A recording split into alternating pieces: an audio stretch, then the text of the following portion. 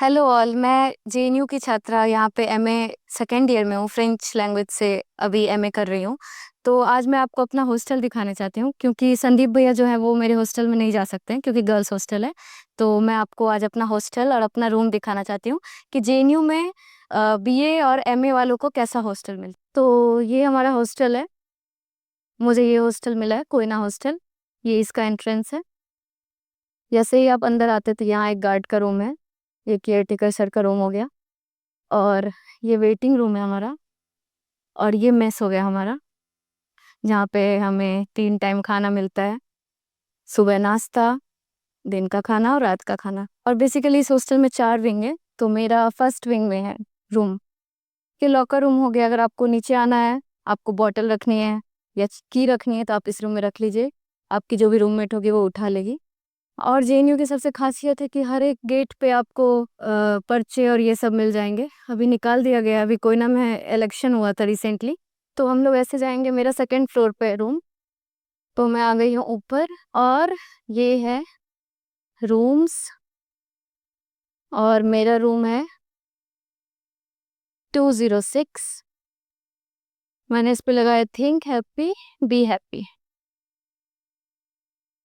और मेरी रूममेट जो है वो भी एमए में ही है। ये रही मेरी रूममेट। तो ये है जेएनयू का रूम, जिसमें 2 बेड। ये मेरी रूममेट का बेड है, वो मेरा बेड है। और ये सब मैंने कुछ कुछ लगा के रखे हैं, और ये मैंने फ्रेंच में लिख के रखे हैं। मेरी रूममेट भी फ्रेंच से ही है। वो एमए फर्स्ट ईयर में है और मैं एमए सेकेंड ईयर में हूँ। और जेएनयू में हमें कोयना हॉस्टल में ये 2 टेबल दिए जाते हैं। एक ये मेरी रूममेट का है, और ऐसे 2 चेयर इस पे आप बैठ के पढ़ सकते हैं। लेकिन आप लोग देख रहे होंगे कि सामान हमारा लड़कियों का इतना रहता है कि हम लोग बेड पे ही पढ़ते हैं, लाइब्रेरी चले जाते हैं। और ये मैंने पर्दे लगा के रखे हैं ऐसे। और ये हो गया मेरा बालकनी, जो कि कपड़े होंगे तो मैं थोड़ा सा दिखा पाऊंगी आपको।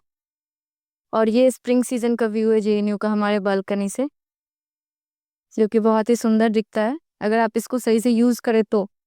लेकिन हमारी क्लासेस इतनी रहती हैं कि हम लोग यूज नहीं कर पाते। ऐसे ही बढ़ते ये सारे रूम्स के नंबर हैं 208।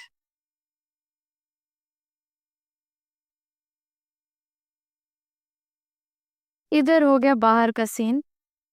वो वार्डन का फ्लैट है। 4 वार्डन रहते हैं चारों विंग में, वो दूसरा विंग हो गया। और ये एक विंग है, ये मेरी वार्डन का फ्लैट होगा। और यहाँ पे 3 फ्लोर है ऊपर तक। और वो रहे संदीप भैया जो कि घूम रहे हैं। बस ये किचन है हमारा। किसी को कुछ साफ, मतलब जो भी कुछ बनाते हैं उसको यहाँ पे साफ सफाई कर सकते हैं। यही है जेएनयू का हॉस्टल, गर्ल्स हॉस्टल। अभी मैं अपने रूम के जस्ट बाहर बैठी हूँ, जो कि ये लोहे की सीढ़ी है जो कि 3rd फ्लोर तक जाती है बाहर की तरफ से। और ये वार्डन का छत है, मतलब मेरे मेरे विंग की जो वार्डन है उनका छत है। और जैसे कि आप, मेरी रूममेट अभी फोन पकड़ी है, वो दिखाएंगी। उधर एक विंग है और वो दूसरे वार्डन का है। ऐसे ही सब 4 वार्डन है हमारे यहाँ। और चारों वार्डन को अपना अपना एक फ्लैट मिला हुआ है।